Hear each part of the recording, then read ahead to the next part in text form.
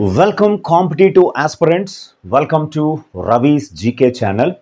ఈ వీడియోలో మరొక లేటెస్ట్ డిఫెన్స్ సెక్టర్కి లేదా యుద్ధానికి సంబంధించినటువంటి ఒక అంశాన్ని మనం చూద్దాము. అది ఏమిటంటే సెజిల్-2 క్షిపణి. సెజిల్-2 క్షిపణి ఎట్టి పరిస్థితుల్లో ప్రశ్న అడుగుతాడు. ఇటీవల వార్తల్లోకి వచ్చిన సెజిల్-2 క్షిపణి ఏ దేశానికి చెందినది అని అడుగుతాడు. అది మనం దీని ప్రత్యేకతలు ఏమిటి అనేది కూడా అడుగుతాడు. It is an ultra heavy long range ballistic missile. ఇది చాలా అద్భుతమైనటువంటిది. బరువైన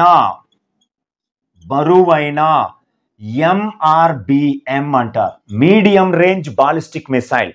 అంటే సుమారుగా 2000 కిలోమీటర్ల దూరంలోని లక్ష్యాలను ఛేదించగలిగేటువంటి ఒక క్షిపణిని మీడియం రేంజ్ బాలిస్టిక్ మిసైల్ అని పిలుస్తారు.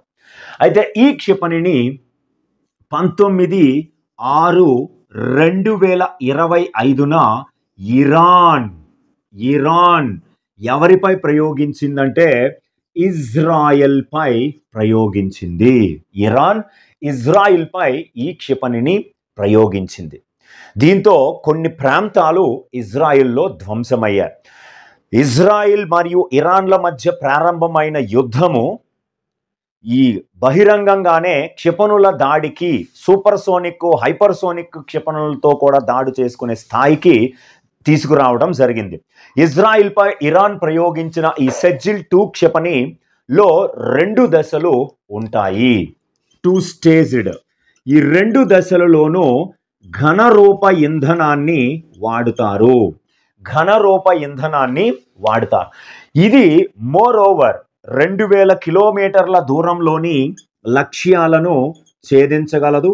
అలాగే 700 కేజీల బరువున్న వార్ హెడ్లను ఇది మోసుకెళ్ళగలిగే సామర్థ్యం కలిగి ఉంటుంది. దీనిని ఇస్లామిక్ రెవల్యూషనరీ గార్డ్స్ ఇజ్రాయిల్ మీద ఆపరేషన్ ట్రూ ప్రామిస్ 3లో భాగంగా ప్రయోగించారు. ఇది 18 మీటర్ల పొడవు ఉంటుంది. 18 మీటర్ల పొడవు ఉంటుంది.